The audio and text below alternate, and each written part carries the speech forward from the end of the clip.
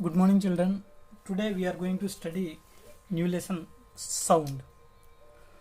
So in this lesson we are going to study sound, how sound is produced in humans, characteristics of sound, what are its disadvantages.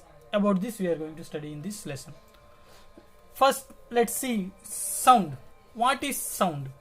Sound is a kind of wave which gives us sense of hearing. Sound is produced by a vibrating body. A vibrating object produces sound. When a bell is hit by a gong, the bell starts to vibrate and produces the sound. So what it is meaning is every vibrating object, it will produce sound. If the object is not vibrating, means it will not produce the sound. And sound is a kind of wave. In which fashion sound will travel, means from one place to another place. Sound will travel in wave nature. Sound produced by humans. How humans produce sound is? Sound is produced by voice box or larynx in human beings. The voice box or larynx is situated in the upper part of the windpipe. Okay, see our throat. If we see our throat, in the top of the throat we can see one protruding part moving upside down when we are talking. Okay, this part is known as voice box or larynx. So this voice box is situated in the top of the or upper part of the windpipe. There are two vocal cords stretched across the larynx in a way that there is a small gap between them. When air is forced through the gap, vocal cords begin to vibrate and sound is produced. Muscles which are attached to the vocal cord enable us to make the vocal cords tight or loose as per need. Sound quality varies according to tension or slack in the vocal cords. The vocal cords in man are longer, but they are shorter in women and children. Now see here, this larynx, it is situated on the top of the windpipe. So this larynx, it contains two vocal cords stretched, and between these two vocal cords a narrow gap is present. When air is passed through this stretched membrane, what will happen means this air vibrates the vocal cords and vocal cords will produce the sound. The vocal cords in man are longer, but they are short in women and children. Due to this, voice of men, women and children are different from each other. If we observe, the voice produced by male, female and children will be different from each other. What is the reason means? Vocal cords, because of the different in the size of these vocal cords only. Vocal cords in man are longer and vocal cords in women and children are shorter. Sound needs a medium for propagation. Sound needs a medium through which it can travel. That means, see, now we are talking. Example I am saying, okay, we are talking. So the words or the voice which is produced from our mouth, it should reach us to the another person's ear. How it will reach means, it will travel in the air. Here air is one medium. So if sound produced at one place and it is heard at another place, means for traveling sound require medium for propagation. And this sound cannot travel through vacuum. Sound can travel through solid, liquids and gases. Propagation of sound happens in all directions in a medium. Now let's see structure of human ear. Human ear, which gives us the sense of hearing, is a complex structure. It can be divided into three main parts, that is external ear, middle ear and internal ear. So if we see our ears outside, which one we are seeing, we will think that it is the ear, but Really, it is not the ear. It is the part of the ear. That is, it is outside, external ear. Inside, it will contain middle ear, and after the middle ear, it will contains internal ear. External ear or pinna appears like a funnel. Its function is to catch sound waves and to direct them towards the middle ear. Next, middle ear. The middle ear is composed of a stretched membrane and 3 small bones.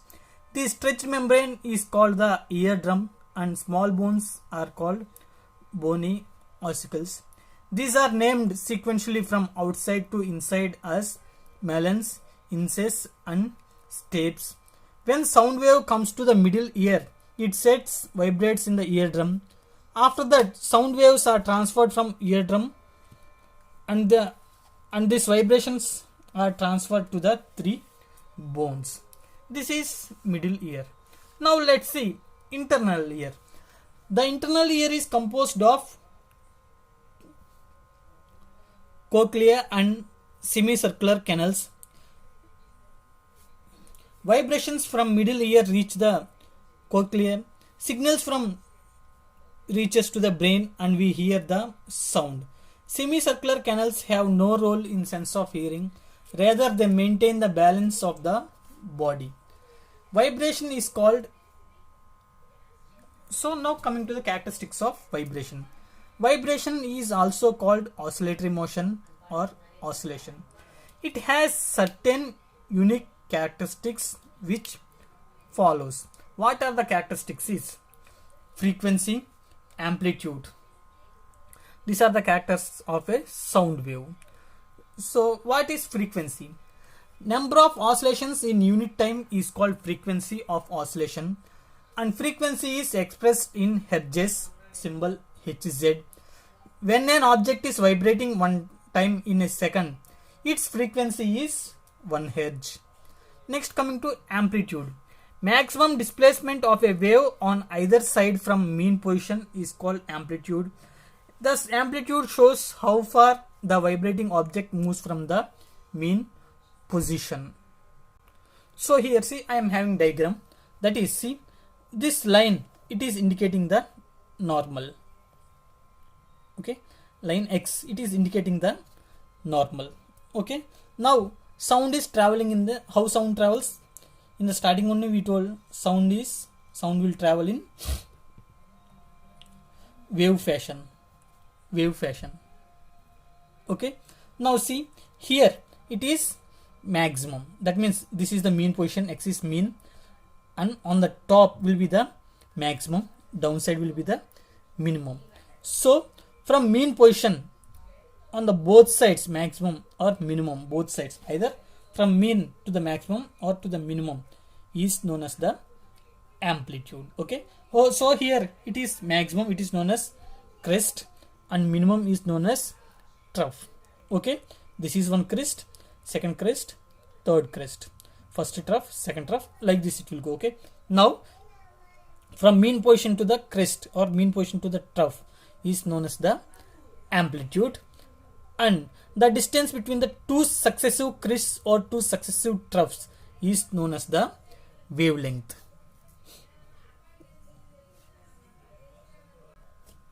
So it is frequency and amplitude. Now coming to the characters of sound wave. Loudness of sound. Loudness of sound depends on amplitude of vibration. Loudness of sound is directly proportional to square of, once again I am repeating. Loudness of sound is directly proportional to the square of amplitude of the vibration. Louder sound has higher amplitude while quieter sound has lower amplitude. Loudness is expressed in terms of decibel. Frequency is expressed in hertz and loudness is expressed in decibel, and that symbol is Hz and this symbol is dB.